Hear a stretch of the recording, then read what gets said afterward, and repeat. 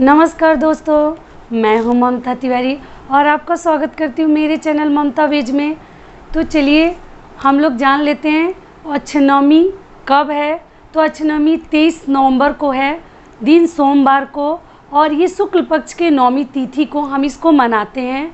आंवला के पेड़ का हम लोग पूजा करते हैं, आंवला के वृक्ष का, और उसी के नीचे हम क्या खाते हैं और हम क्या दान करते हैं। तो चलिए आज हम आपको संपूर्ण नियम बता देती हूँ, बहुत ज़्यादा आपका समय नहीं लेते हुए। तो सबसे पहले इस दिन आंवले का बहुत बड़ा महत्व है। आंवले के वृक्ष का भी महत्व है और आंवला फल का भी बहुत ज़्यादा महत्व है। तो हमें क्या करना है और हमें किस तरीके से करना है, तो चलिए सबसे पहले शुरू करते हैं कि आंवला की इस दिन हम पूजा करते हैं, आंवला वृक्ष की। और जो वृक्ष फला फूला हो हम उसी वृक्ष की पूजा करते हैं। ऐसा नहीं है कि जो ऐसे बहुत सारे वृक्ष होते हैं जिसमें फल नहीं लगते हैं, फूल नहीं लगते हैं, तो ऐसे वृक्ष की हम पूजा नहीं करते हैं। फले फूले वृक्ष की हम पूजा करेंगे। तो हमारे घर में अगर आंवला का वृक्ष है तो इससे बड़ा सौभाग्य की बात और कुछ नहीं है। तो आप वहीं अपना पूजा अर्चना कर लीजिए और वहीं आपका सारे काम आसानी से हो जाएंगे। अगर नहीं है, कहीं दूर है, किसी पड़ोसी के घर है, तो भी आप वहाँ जाकर उनसे पहले आज्ञा ले लीजिए। आंवला वृक्ष के नीचे उस दिन खाना बहुत शुभ माना जाता है। और या तो आप चाहें तो उसके नीचे चूल्हा वगैरह बना के मिट्टी का ईंटे से और वहाँ भोजन तैयार कर सकती हैं। और या तो आप घर से भी कुछ बना के ले जाके वहाँ खा सकती हैं। तो सबसे पहले हम क्या करते हैं कि हम लोग तो क्या करते हैं कि हमारे घर तो छठ होता है, तो हम लोग छठ के प्रसाद को ही वहाँ ले जाकर आंवला वृक्ष के नीचे कभी कभी खा लेते हैं, या कभी कभी हम वहाँ भोजन बनाते हैं। कुछ भी हमें मीठा ही खाना होता है, ये चीज़ ध्यान रखिएगा। कोई भी चीज़ खाइए आंवला के नीचे मीठा ही खाइए, कड़वा तीखा नमकीन ये सब नहीं खाते हैं। मीठा के बाद आप खा सकते हैं, लेकिन शुरुआत में हमें मीठा ही से ही शुरू करना चाहिए।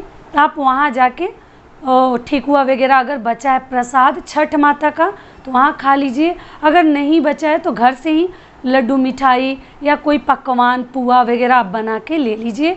सब परिवार चले जाइए, बच्चों को भी ले जाइए, क्योंकि इस दिन लक्ष्मी माता और विष्णु जी का हम पूजा करते हैं। आंवला को लक्ष्मी माता का भी स्वरूप माना जाता है और विष्णु भगवान का। तो उस दिन पूजा अर्चना करिए। वहाँ पे थोड़ा सा आपको जल देना है, तिलक लगाना है हल्दी कुमकुम से, और उनको हमें कच्चा सूत अगर आपके पास है तो थोड़ा 5 भांवर दे लीजिए कच्चा सूत के सहारा से। अगर नहीं है तो वो मौली के जो धागे आते हैं, मौली के धागों से भी आप उनको ऐसे भांवर दे सकते हैं 5 बार या 7 बार, दोनों चीज़ को शुभ माना जाता है, 5 या 7। तो आप दे लीजिए और देने के बाद उनको हल्दी कुमकुम से पूजा अर्चना कर लीजिए। वहाँ चादर एक बिछा के खा पी लीजिए। खाने पीने के बाद भोजन, ब्राह्मण को भोजन कराना उस दिन बहुत शुभ माना जाता है और बहुत पुण्य कार्य है वो।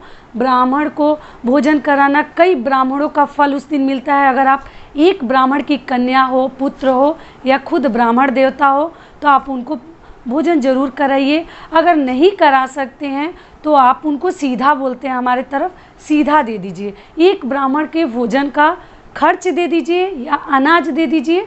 तो आप इस तरीके से भी आप दान कर सकते हैं। इसको हम अक्षनवमी के नाम से जानते हैं।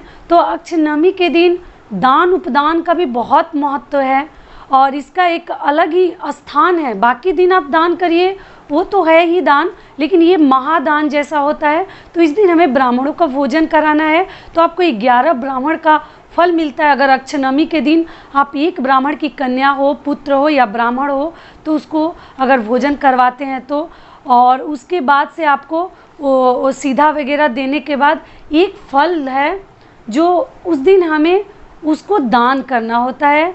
वो आपके घर में कोई बुजुर्ग हो, माता हो, सास हो, माँ हो, या कोई भी बुजुर्ग और भी है, तो आप अक्षनवमी के दिन या आप खुद हो, ये दान बिल्कुल मत भूलिएगा, ये महादान है। तो इस दिन अगर दान आप करेंगे और बड़ों से अगर करवाते हैं, जो ही आपके घर में बड़े बुजुर्ग हैं, उनको ज़रूर अक्षनवमी के दिन उनसे आप उनके हाथ से दान करवाइए और आंवला के नीचे खिलाइए। आप खुद भी अगर कर सकते हैं तो आप भी करिए। तो इस दिन देखिए हमें किस चीज़ की दान करनी है, तो वो भी मैं चलिए बता देती हूँ। तो उस दिन दान करने से पहले हमें वैकुंठ का धाम मिलता है। अक्षय नवमी के दिन ये बहुत बड़ा दिन माना जाता है दान उपदान के लिए। तो आपको भतुआ, देखिए ये ऊपर फोटो भी लगा हुआ है, तो इसी भतुआ का हमें पता नहीं हर राज्य में इसका क्या नाम है, लेकिन हम लोग इसको भतुआ बोलते हैं। और ये पका हुआ चाहिए, ये कच्चा नहीं। एक तो सब्जी के रूप में भी इसको हम खाते हैं और इसका हम मुरब्बा बनाते हैं, ये फेमस है मुरब्बा के लिए। तो इस भतुआ का हमें दान करना है। और दान कैसे करना है तो वो भी चलिए जान लेते हैं। तो इस दिन हमें सोना मतलब दान करते हैं, सोना का दान करना अति शुभ माना जाता है। तो आप भतुआ को ले लीजिए, पका हुआ भतुआ चाहिए, जिसको हम मुरब्बा बनाते हैं जिस भतुए का, उस तरीके से चाहिए, कच्चा नहीं चाहिए। और उसको हमें थोड़ा सा होल कर देना होता है, मतलब एक छेद बना लीजिए छोटा सा भतुआ में, ऐसा कट करिए, बहुत ज़्यादा नहीं तो जल्दी ख़राब हो जाएगा। और थोड़ा सा एक छेद बना के, होल बना के, या तो उसमें नोज पिन छोटा सा सोना का कोई भी आभूषण, अगर सक्षम है तो बड़ा भी दे सकते हैं, लेकिन अगर छोटा देना है तो सोना के जगह पे नोज पिन से छोटा तो और कोई आभूषण आता नहीं है, बाकी सब तो बड़े होते हैं। तो कम से कम एक नोज पिन आप उसमें नाक का उसमें डाल के आप दान कर सकते हैं। अगर वो भी नहीं दे सकते हैं तो अच्छी बात है। अगर वो भी नहीं है आपके पास तो बाज़ार में पंचरत्न मिलता है, कहीं भी किसी भी दुकान में, जो ही ज्वेलरी शॉप है, सुनार का दुकान होते हैं, वहाँ पे पंचरत्न मिलता है। थोड़ा सा छोटे छोटे हर चीज़ उसमें कटे कटे पत्थर टाइप से उसमें रहते हैं, तार जैसा, सोना चांदी और भी धातु की चीज़ें, तो उसको पंचरत्न के नाम से जानते हैं। तो वो भी वो भतुआ के अंदर आप थोड़ा सा डाल के और उसको एक पीला या लाल कपड़े से आप उसको लपेट लीजिए। लपेटने के बाद आप पंडित जी को दान कर दीजिए। पंडित जी का सीधा तो देना ही है, उनको एक दिन का भोजन और या दे सके तो उनके पूरे परिवार का भी भोजन आप दे सकते हैं, मुद्रा भी दे सकते हैं अगर अनाज नहीं दे सकते तो। और उसके आगे उनके लिए आप कपड़ा, धोती दे सकते हैं, जनेऊ दे सकते हैं। और जो पंडित जी की वाइफ है, फैमिली है, उनके लिए आप साड़ी का भी दान दे सकते हैं, साड़ी दे दीजिए ब्राह्मणी के लिए। और ब्राह्मण के लिए इस दिन उनके लिए वस्त्र वगैरह देना अति शुभ माना जाता है। तो इस तरीके से अक्षय नवमी का पर्व हम मनाते हैं, व्रत और समापन होता है। तो अगर आपको मेरा वीडियो पसंद है तो प्लीज़ आप मेरे चैनल को सब्सक्राइब कर दीजिएगा, बेल आइकन को प्रेस कर दीजिएगा। इसी तरह के अच्छे अच्छे उपाय और कमेंट करके बताइएगा कि आपको मेरे नियम और व्रत और उपाय कैसे लगते हैं। और मैंने बहुत सारे ऐसे भी शादी से जुड़ी उपाय भी बताए हुए हैं जो हमारे घर में आजमाए हुए हैं।